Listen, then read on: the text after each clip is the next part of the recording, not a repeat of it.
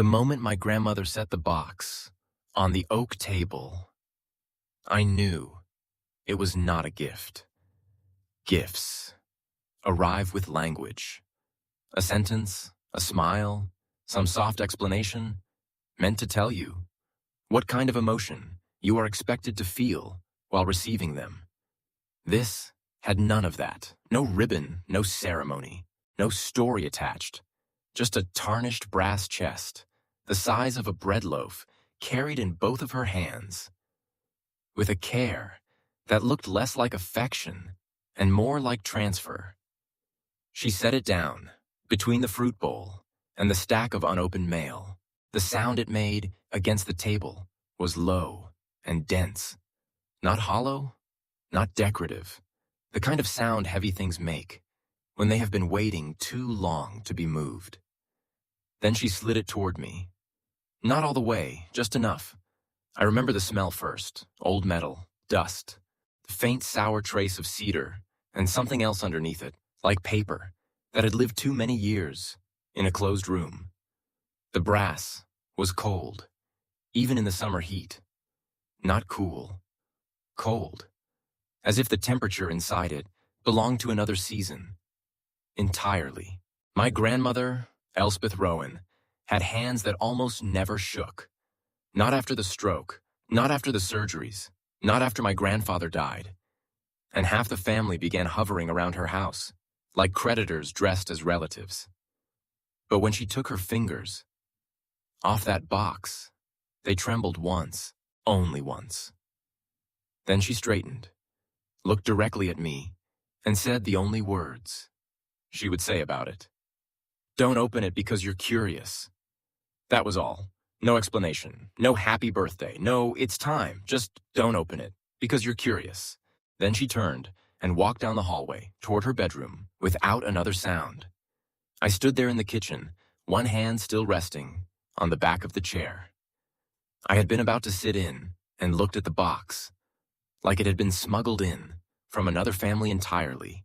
The house was very quiet, too quiet. My grandmother's old clock still ticked in the front room, but even that sound seemed to stay behind the doorway now, as if the house itself understood. Something had just been shifted from one generation to another and was waiting to see whether I would prove worthy of the wait. I should explain the timing. That matters. My grandmother did not call me over often, not alone, not without my Aunt Celine there, to monitor the tea and the stories and the possibility of inconvenient honesty. But this was the week before my uncle's foundation launch. That was what everyone was calling it, the Rowan Legacy Fund, a scholarship and preservation initiative designed, according to the expensive invitations, to honor 3 generations of integrity, stewardship, and civic duty. My Uncle Everett had chosen every word himself. I knew, because he had repeated them over Sunday lunch, like a man already hearing applause. There were banners being printed, press photographers coming, a plaque waiting under a velvet somewhere. The family was thrilled, not because they cared about scholarship, because they cared about legacy.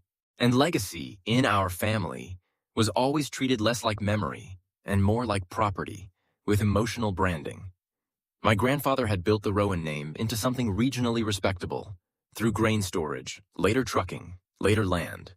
Not old money rich, not society rich, but strong enough locally that people still lowered their voice slightly when they said the Rowans, in the right tone. My uncle had spent 20 years trying to turn that into a cleaner, more polished public story. My father had helped by going quiet whenever the story skipped parts. My aunt had helped by calling difficult details family shadows and changing the subject. My grandmother had helped most of all by saying almost nothing. That was her genius, not language, silence. She could sit in a room full of hungry people and say so little that everyone else ended up revealing themselves around her, just to fill the air. Which is why the box frightened me immediately. If a woman like Elspeth Rowan finally decided to move something hidden into the light, she was not asking to be remembered kindly. She was choosing a successor to discomfort. I put both hands on the box. It was heavier than it looked. Not overwhelmingly so, just heavy enough to suggest contents denser than jewelry, and too deliberate to be random papers. The brass latch on the front had gone green around the hinges. The keyhole was dark with age. No key sat beside it. No envelope, no instructions, just the box and the hallway. She had disappeared down. I carried it to the table, more by instinct than decision, and sat down, slowly. Outside the kitchen window, the back pasture shimmered in white heat. A crow landed on the fence post, near the dead pear tree, and stared toward the house, like an unpaid witness. Everything felt overspecific. The table grain under my forearms, the faint stickiness of old varnish, the smell of boiled cabbage, still living in the curtains from lunch, the tiny metallic taste that arrives in your mouth before fear has earned a full shape. I looked toward the hallway. No sound, no movement. Then I looked back at the box. I knew I should leave it closed. Not because I feared danger, in the childish sense. Because some family secrets do not destroy you by being explosive. They destroy you by being clarifying. Curiosity is survivable. Clarification rearranges your blood. And still, my fingers found the latch. The latch did not yield at first. That bothered me more than it should have. If it had opened easily, I might have told myself my grandmother was simply dramatic, that she had stored old papers in an old box, because old women often mistake containers for significance. But the metal resisted with the stubbornness of something that had not merely aged into reluctance. It felt sealed, intentionally. The first lift gave me nothing but a gritty scrape under my thumb. The second forced a thin metallic complaint from somewhere inside the hinge. Not loud, sharp, aggressive, in a kitchen that otherwise held only clock ticks and summer heat. I pulled the box closer. The brass left a faint smell on my fingers. There was a seam along the lid, where old polish had darkened unevenly. One side had been handled more than the other, but not recently. This wasn't a keepsake box, opened every Christmas for grandchildren and sentiment. It was a thing visited only when necessity outran preference. I tried the latch again. The sound this time made my shoulders tighten. Metal on metal, grinding with the wrong texture, less like rust giving way, and more like two pieces, refusing to remember they had once belonged together. I stopped. The house did not. A floorboard cracked softly, somewhere in the hall. The refrigerator motor kicked on, under its own old complaint. The crow outside flew off and left the fence post empty. Ridiculous. What the body notices when it is trying to talk itself out of continuing. I stood, went to the drawer by the stove, found the small jar of machine oil my grandmother used for scissors and hinges, and came back. As I tilted the bottle over the latch, a memory rose. Uninvited. I was 13, sitting on the porch steps, watching my grandmother oil the lock on the old grain shed after my uncle had cursed at it for sticking. He'd said, "If it won't open, force it." She had looked at him without changing expression and said, "Things that were closed on purpose should teach you patience before they teach you access." At the time, I thought she meant machinery. Now I knew better. I worked the oil into the hinge with the corner of a rag and waited. The pause made me aware of the room again. The oak table under me belonged to my great-grandparents. It had survived 2 relocations, 1 flood, 3 refinishes, and a marriage that should have ended, but didn't, because people used to fear public shame more than private misery. The radio on the counter was unplugged. The fruit bowl held peaches, going soft too fast in the heat. One of the dining chairs still had a loose spindle my grandfather never got around to fixing because he said, "A house doesn't need to be finished to be faithful." Everything in that room carried survival as if it were a design style. The box fit too well. I put both thumbs under the latch and pulled harder. This time, it jerked halfway up with a brittle snap that sounded so violent in the silence that I looked toward the hallway again expecting my grandmother to appear and stop me. She didn't. That was worse, because silence becomes permission the moment it fails to become prohibition. I lifted the latch fully. Nothing dramatic happened. No spring, no release. The lid stayed shut, as if the box itself had not yet accepted what the metal had conceded. I slipped my fingernails under the front edge. The seam held. I pulled again, harder, and the lid finally moved, with an ugly scraping grind that ran through the wood of the table and into my wrists. The sound was not old. That is the only way I can describe it. Not old, freshly hostile, as if whatever kept it closed had remained emotionally active, long after the original hands were gone. The lid opened 3 inches, then stopped. Something inside it had caught. My pulse had changed by then, slower, not faster, which is always how my body handles serious things. The world narrows, detail sharpens, fear becomes administrative. I tilted the lid toward me. Inside, tucked under the hinge arm, was a narrow strip of velvet ribbon, tied once around a metal clasp, so the contents would not shift if the box were dropped. Not age. Design. Whoever packed it had expected motion, panic, maybe theft. I untied the ribbon carefully. The knot came loose, more easily than the latch had. Then, finally, the lid opened. The interior was lined in dark green velvet, gone threadbare at the corners. Not pretty. Not heirloom pretty, anyway. Practical. Protective. And the contents were wrong.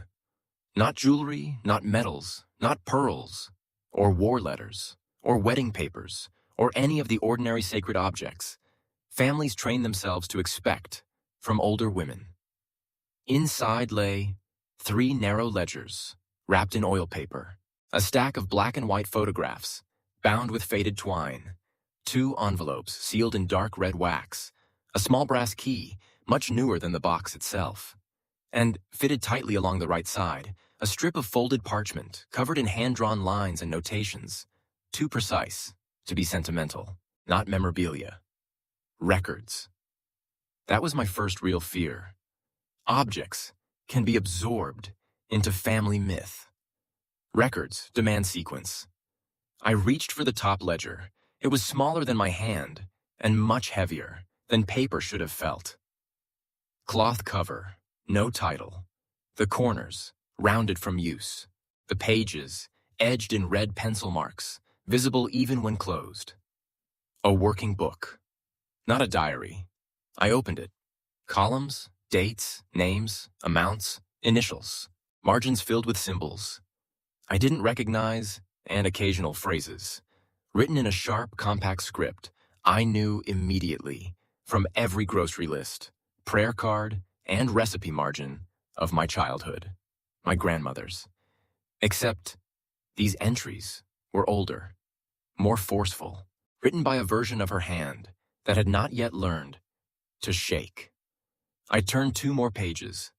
Receipts, parcel numbers, shipment references, then a phrase, underlined twice. Do not combine with estate copy. Estate copy. My chest tightened, because whatever this was, it had existed alongside an official version of family history, not inside it. I set the ledger down and picked up the photographs. The first one showed a group of men standing outside an office. I recognized only because the building still existed, downtown, under different paint, and a cleaner name. Rowan Transfer and Storage. My grandfather, younger. My father, much younger.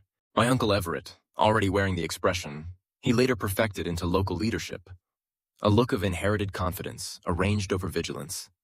And one more man, dark suit, silver tie pin, standing one step too far apart from the family cluster to be fully inside it, and too central in the frame to be incidental. I turned the photo over. On the back, in my grandmother's hand, the day they took the North parcels and called it salvation. I read it twice, then once more. Took the North parcels, Called it salvation, not sold, not inherited, took. The house remained unbearable. In its quiet. Somewhere down the hall, my grandmother's bedroom door clicked shut. Not slammed. Closed. As if she had moved from waiting to endurance. I should have stopped then. Should have closed the lid, carried the box back, and said I didn't want it. That would have been the kinder choice. Not for me. For the version of my family I still had left. Instead, I opened the first wax-sealed envelope. Inside was one folded letter and a county copy of a land transfer, marked void in one corner and refiled in another. The letter began, "If Everett announces the fund before you know the truth will harden into public stone. Read everything before you decide what kind of Rowan you are willing to remain.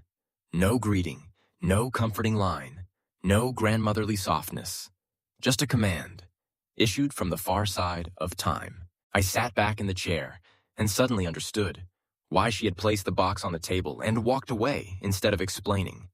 Because explanation invites negotiation. Some truths must reach you before anyone else has the chance to improve them.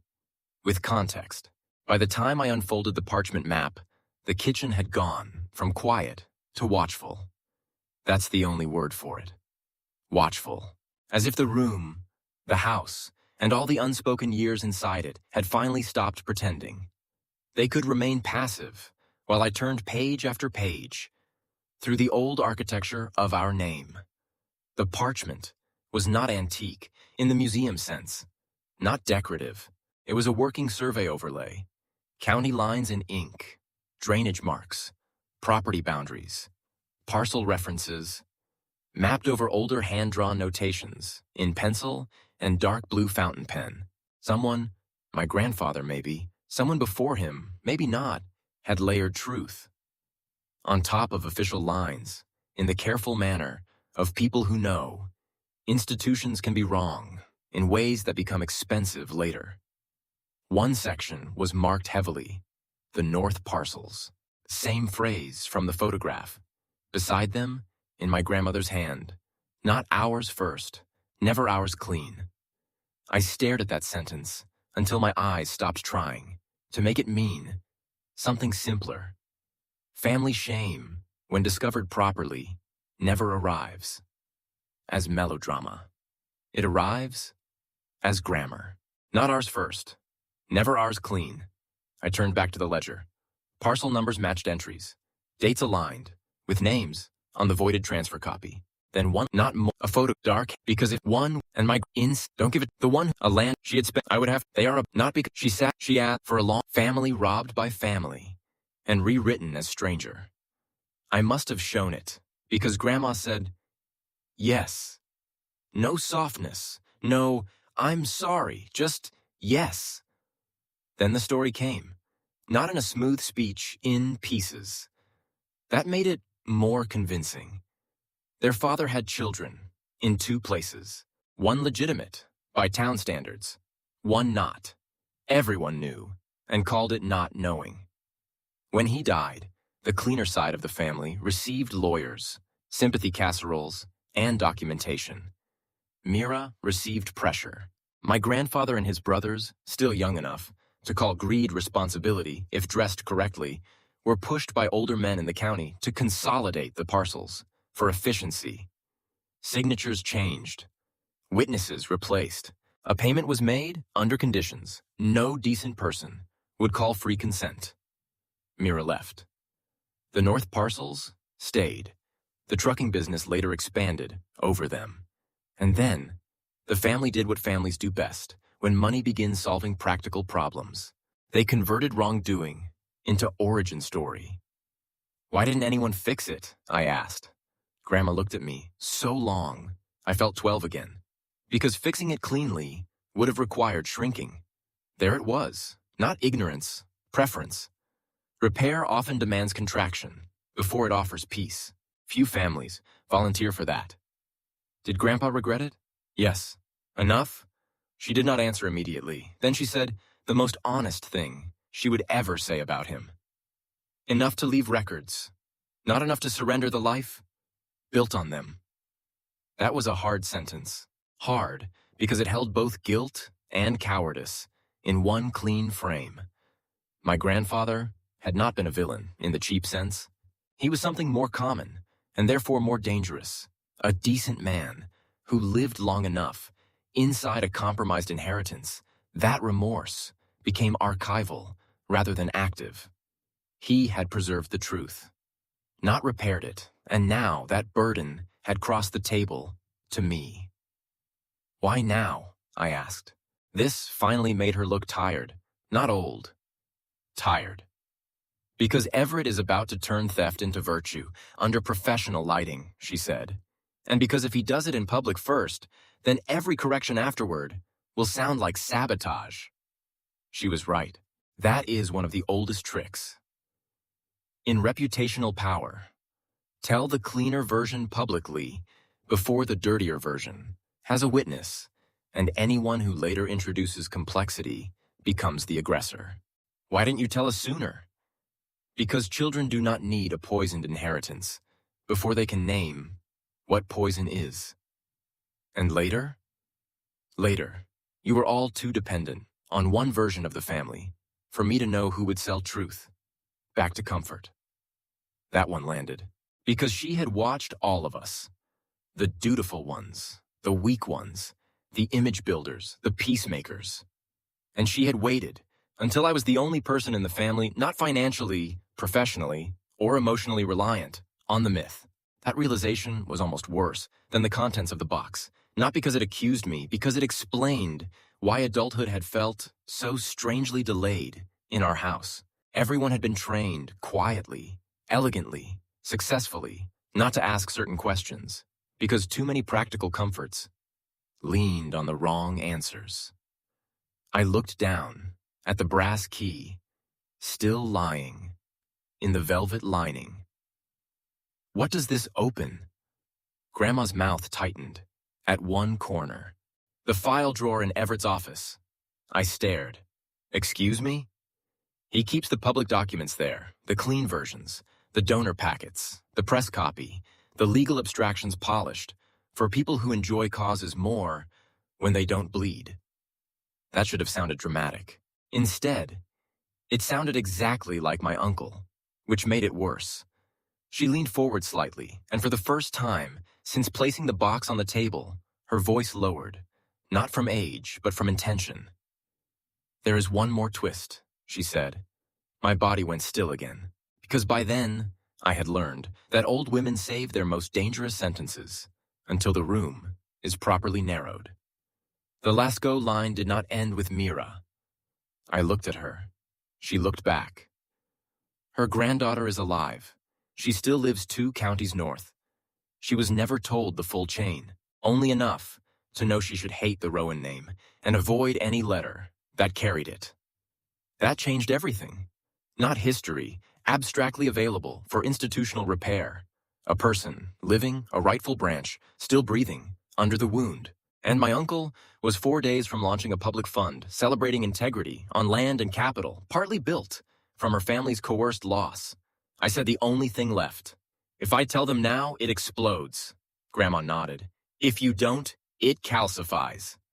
There it was, the moral axis, not safety versus danger. Explosion versus calcification, both costly, only one, honest. She settled back into the chair and closed her eyes for a second. When she opened them, they looked clearer than they had all summer. I didn't hand you that box, she said, to make you punish them. I waited. I handed it to you, she said, because I am tired of dying in a house built from a sentence no one had the courage to finish. That was as close to pleading as Elspeth Rowan would ever come. And it was enough. I did not sleep that night. Not from fear, from alignment. There is a stage after shock where the facts stop multiplying and begin arranging themselves into only 2 or 3 truly available choices. I laid the photographs across my dining table at home, the North Parcels map Beside the voided transfer, the ledgers, open under task lighting. My uncle's foundation invitation, next to Mira's photograph. Public lie, beside private record. That was the board. By 2 a.m., I knew one thing clearly. If I confronted my uncle privately, he would delay, contain, lawyer, and eventually repackage the whole thing into tasteful repentance, funded by the same system that had benefited from silence. If I said nothing, the launch would happen, the fund would become public fact, and Mira's line would be buried, under philanthropy elegant enough to make truth sound bitter. Later, the only path left was not revenge. Sequence. Get to the living granddaughter first. Confirm. Offer the full archive. Let the first moral choice belong to the person whose bloodline had paid for our comfort. By 8:30 the next morning, I was driving north with the box on the passenger seat, and my uncle's calls already beginning because Grandma had apparently missed breakfast and informed him with unhelpful precision that the records are no longer in the house. Her final warning had not been inside the box at all. It had been her walking away. If she had stayed, she would have explained too much. Context would have come before evidence. My loyalty would have been invited to mediate before my conscience had seen the documents. She knew better. Some truths require an empty hallway after them, so you cannot mistake inheritance for comfort. The granddaughter's name was Sabine Lascaux, 48, rural mail route, part-time bookkeeper for a feed supplier, widowed, one son in trade school. I found her in a white farmhouse with peeling trim and a porch swing hung too low on one side. When I introduced myself, I saw the Rowan name close her face like weather. Good, that was earned. I did not offer my hand first. I offered the box. Your grandmother was Mira Lascaux, I said. She stared at me, then at the brass, then back at my face. What kind of trick is this? No trick, I said. A delayed truth. She should have shut the door. She almost did. Then she saw the photograph of Mira tucked under the twine through the crack where I had left the lid slightly open. That changed her. Not trust, gravity. She let me in. I spread the records on her kitchen table, and by noon, two things had become clear. First, Grandma had told the truth. Second, Sabine had spent her whole life living with the emotional residue of a story she had never been allowed to verify. Her mother had called the Rowans thieves and then refused. All further detail. The county had long ago regularized the land history into something legally neat enough that contesting it now would require appetite, money, and time none of the Lascaux line had possessed. So the bitterness had survived, while the evidence did not, until now. When Sabine finally looked up from Mira's photograph, her face had changed, in the opposite direction, from my family's. Not fear, recognition. This is why my mother never let us drive that road, she said. That hurt me in a quiet place, because family theft does not end when the deed is signed. It goes on producing route changes, dinner stories, unexplained avoidances, inherited anger, instinctive caution, around names. Land theft has grandchildren. So does silence. I told her about the foundation launch. I expected rage. She surprised me. No, she said, they don't get to use us twice. We spoke for 3 hours. No lawyers yet, no numbers. Just truth, sequence, and the careful building of a plan that would keep the family from turning repair into spectacle before the harmed branch had chosen its own terms. That night, back in town, I finally opened the second sealed note. My grandmother had tucked into the bottom of the box, beneath the velvet lining. I had missed it before, because it was stitched into the fabric panel. The note held one sentence only. If they ask whether family should be protected, ask them which family they mean. That was the final warning. Not a thuggo danger. About language. Because protecting the family is how most entrenched wrongs survive. Into respectability. You keep the peace. You avoid embarrassment. You do not punish the dead by exposing the compromises of the living. You remember all the good too. Yes. And meanwhile, the people whose names were folded out of the story keep paying the emotional interest. Forever. No, not this time. The launch happened. Just not the way my uncle planned. He stood under the banner. He welcomed donors. He spoke about stewardship. Then I walked in with Sabine Lascaux. Not early, on time. We waited until the room was full enough that his version had nowhere left to hide behind scale. The silence that followed, her name being spoken into the microphone, was the cleanest sound I have ever heard in public life. I did not read everything. I did not need to. Truth is stronger when not overscored. I skinned Mira. I found the North parcels. I named the coerced transfer. I named the existence of surviving descendants. Then I invited Sabine to speak, if she wished. She wished. And when she did not sound angry. That made it impossible for anyone to dismiss her as disruptive. She sounded exact. Old pain, carefully ironed. My uncle did what I expected. He moved instantly toward repentance theater. Painful history, complicated times, a chance for healing, a broadened fund, a renamed initiative, a family reckoning. No, not that fast. Sabine turned to him and said the only sentence that mattered. You don't get to rebrand my grandmother's dispossession into your moral growth story. The room changed. After that, because everyone there understood the difference between contrition and opportunism. Once someone named it, plainly enough, the foundation launch ended, without applause, without ribbon cutting, without the plaque. Lawyers got involved after, yes, accountants too. The family landscape altered. There were settlements, land acknowledgments, not written by consultants, asset reallocations, a scholarship fund eventually, but not under the Rowan name alone, and not under my uncle's control. Sabine's son now sits on the board that oversees the parcel's preservation covenant. The North Ridge remains undeveloped. My grandmother died 6 months later. Not in crisis, not in peace either exactly. Something more difficult and more honorable. Accuracy. She attended no final reconciliation dinner, no Hallmark version of moral accounting. But the week before she died, I brought the brass box back to her room. She touched the lid once and asked, "Did it stay ugly enough to be true?" "Yes," I said. That pleased her, because some repairs fail the moment. They become too pretty. The box sits in my study now, still tarnished, still cold when I touch it in winter. I never polished it. I never will, because that would be the same mistake my uncle almost made on a larger scale, smoothing a hard thing until it stops teaching. I understand now why I knew I shouldn't open it. Not because some locks are sacred, because some truths cost more to know than most people can afford without changing the way they live.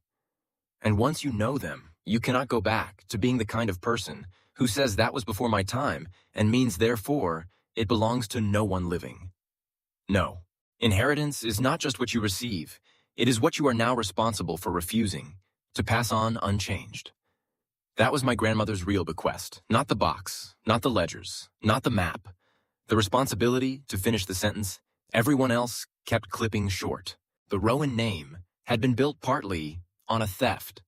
The living branch of the harmed family remained. Silence had become complicity, and some locks, yes, are meant to stay closed until the cost of keeping them shut becomes greater than the damage of opening them. That was the choice. That is always the choice. And once I saw that clearly, the box stopped looking like a burden. It looked like the first honest inheritance I had ever received. My grandmother handed me a locked box and walked away. Inside it was not treasure, but the part of our family history that had refused to die, just because everyone else learned to live around it.